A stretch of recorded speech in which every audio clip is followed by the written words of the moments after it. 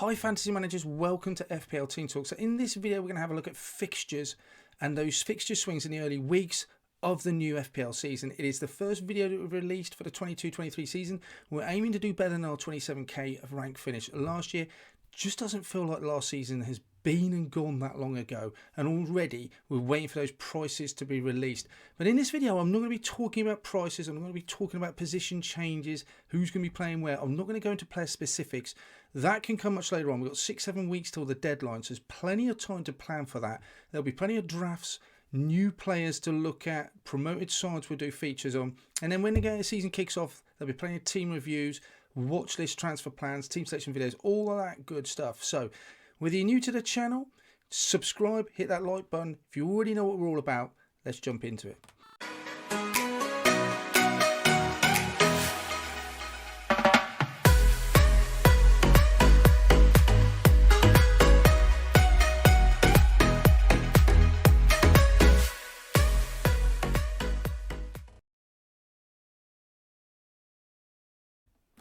I'm going to go through some of the best teams to target then for the start of the season. I have deliberately only gone up to game week 16.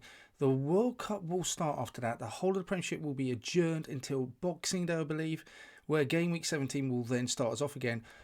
Unknown quite what's going to happen with FPL. They're going to give you unlimited transfers after that time. If not, possibly it will be a good time to wildcard.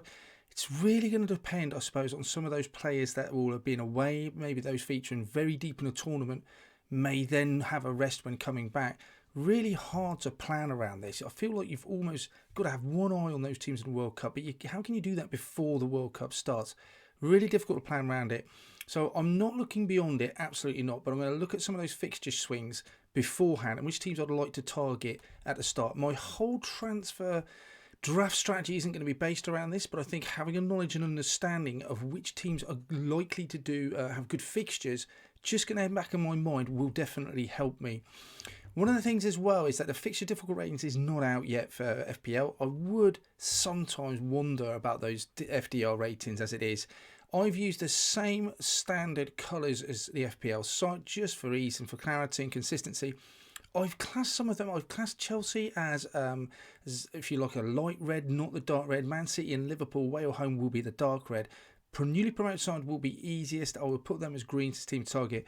I've also included Southampton, given their drastically poor form that dropped off a cliff at the end of last season. Still think Everton. Not many new signings, it seems, coming through the door there, so we have to keep an eye on them. But I don't think just because they escape from relegation, they don't become a side that would like to target. I still think they are. Brentford's another one. If Eriksen leaves, which it may seem he is, then what happens to their form? There's a few other grey areas about teams to target, but in the end, this is what I've kind of settled for. Green, newly promoted. Southampton, Everton, definitely teams to target at the moment. Chelsea, Man U, Tottenham also stay red. Only dark reds, I think, Man City, Liverpool. So let's have a look at some of those teams that we should be targeting at the start of the season. Manchester City, definitely one of them. First 5 games. Tricky game away at West Ham. If you remember, they came back and drew at the end of last season 2-2. West Ham, no rollovers, especially at their ground. That's going to be tricky. But then you've got Bournemouth at home. Newcastle away, I think, will be difficult. Palace, they've got results at Man City before. And then Forest at home. I mean, just the fact you've got Forest and Bournemouth at home in those first 5 games, I don't think you'd want to be without many Manchester City assets. Full stop, no matter who they're playing. But I don't think I could risk going without any in that Bournemouth and Forest at home in the first 5. That looks like an absolute goal fest potentially for them. So those Man City just looks like an obvious team to target. Those fixtures just kind of get it nailed for me. Liverpool's first 5 games, again, they got a new Premier side at the first game of the season. Then at home to Palace, they seem to have a tough games to start with as well. Then you got Bournemouth in there, Newcastle at home. You would say Man United is a red fixture. Oh, I think I'm being really generous with Man United and giving them a red fixture. It may be just because it's Man United. I'm giving them over respect. We all know what Liverpool did at Man United last year, so that red shouldn't put us off. Well, what a great start to the season again. 2 newly promoted sides for Liverpool. Palace and then Newcastle at home. That looks really nice. Again, do you need much of an excuse to target Liverpool? Just feels obvious, but those fixtures just rub it in and make them almost, you just can't afford to miss out on that. Arsenal's first 5 fixtures look decent as well. Again, Palace featuring in there again. But Leicester at home won't be easy. Leicester, without the distractions of Europe you'd think will possibly give up quite a good show this year. Again, Bournemouth, Fulham in there as well, and Villa. making the 5th game. But that Bournemouth-Fulham game, that sort of double there looks really attractive. I wouldn't be adverse in going Arsenal straight off, putting one of the 2 assets into there. Not sure maybe I'd go as far as 2. That Palace game was a bit of a mare for me, if you remember last year. They got trounced 3-0. So Leicester at home, again, not an easy fixture, but those 2 greens in 3 and 4, I definitely want to be a part of that. Spurs then, they kick off against Southampton, which is definitely one of the teams to target. As a caveat, you have to say they lost at home to Southampton and they also lost at home to Wolves last year. So that was a couple of fixtures they'll be looking to perhaps overturn the results. Chelsea away, West Ham away, not the easiest, but when you've got Southampton, Wolves and Forest all at home in that first 5 games, we know what Son and Kane did and how they finished the season so free-scoringly. I think, again, Spurs, you definitely can't overlook their assets. Just which assets are you going to bring in and how expensive can you afford them to be? Wolves, their form at the end of last season, really poor. You'd say them and Southampton really suffered. Their fixtures don't look decent on paper. Got Leeds away, not really sure. I think being generous and not giving Leeds a green, given their form at the end of last season, and again, just escaping relegation. If Southampton's a green, then possibly we should be putting Leeds as, but I'm leaving them as grey at the moment. Fulham at home, that should be a good game to target. Bournemouth away, again, you'd fancy them to do something there. Newcastle, tough nut to crack, and then a horrible fixture away at Tottenham. So apart from that, though, a decent start for Wolves. Again, wouldn't mind looking at some assets. Bear in mind, we just have to have some cheap players. If all these premiums knocking around, do we start to target some of those Wolves cheaper premiums? Leeds' first 5 games, again, they have that game against Wolves. Southampton, again, teams, they've got a horrible start to the season. Then you've got Chelsea at home, Brighton at home, Everton. That's a decent set of fixtures. I wouldn't mind getting on Leeds. Rafinha, if he stays, that could potentially be a good, important player. Looking at fixture swings then, this is quite an interesting one. Liverpool, who have such a good start of the season, from game week 8, their fixtures look really tricky. You've got the Chelsea at home, Brighton away, now they're no mugs, Arsenal, Man City, West Ham. So you've got 4 of the top, 5 in that 5-game week string there. But you're definitely going to want them back for Nottingham Forest away and then Leeds at home.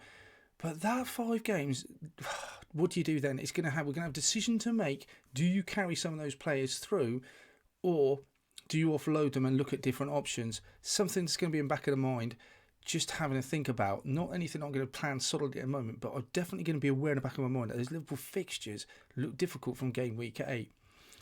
On the other side of the court, West Ham's fixtures look really nice from game week 7. Starting with Newcastle at home, Everton away, Wolves, Fulham, another newly pro side, Southampton. That looks really nice. They have an awkward game against Liverpool away. Then at home to Bournemouth. So that looks really nice. So you look at those, Everton, Fulham, Southampton, Bournemouth in the space of 6 weeks. Then at home to Newcastle, Wolves. I think that looks really nice. I'm definitely going to want to be on some of those West Ham assets during that time, provided nothing drastic happen in the meantime. Which ones we'll have to wait and see. But West Ham look really good after game week 7.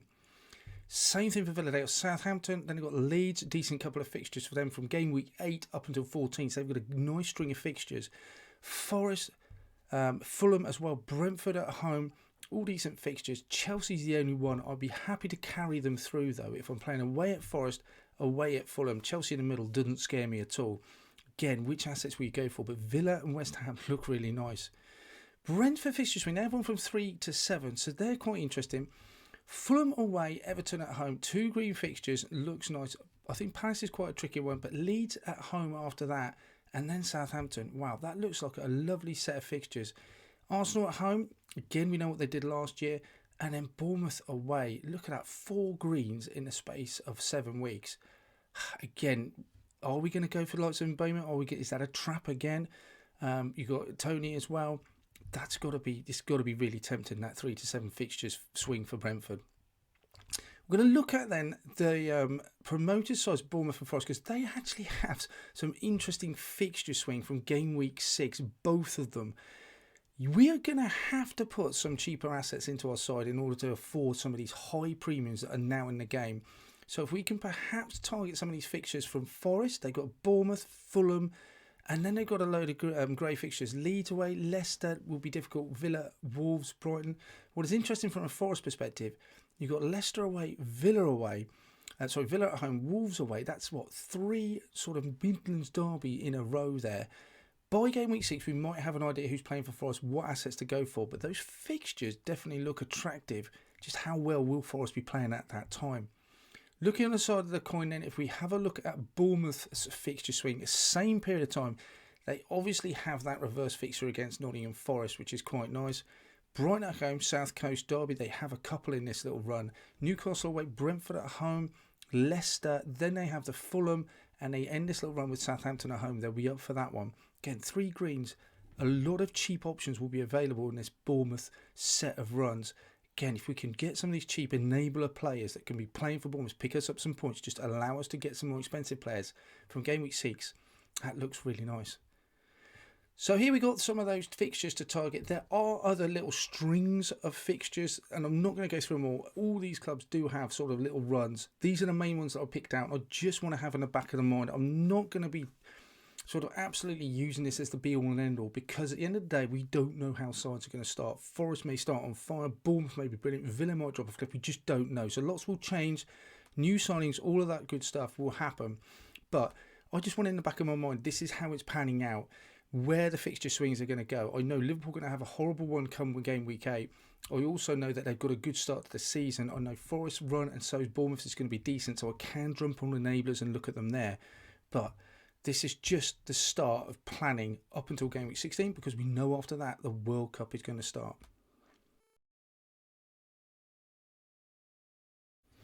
That's all for this video then. Thank you for watching. Let me know which teams are you interested in targeting for the start of the season. Any fixture swings you think that are important that we should be thinking about as we progress through the season longer term.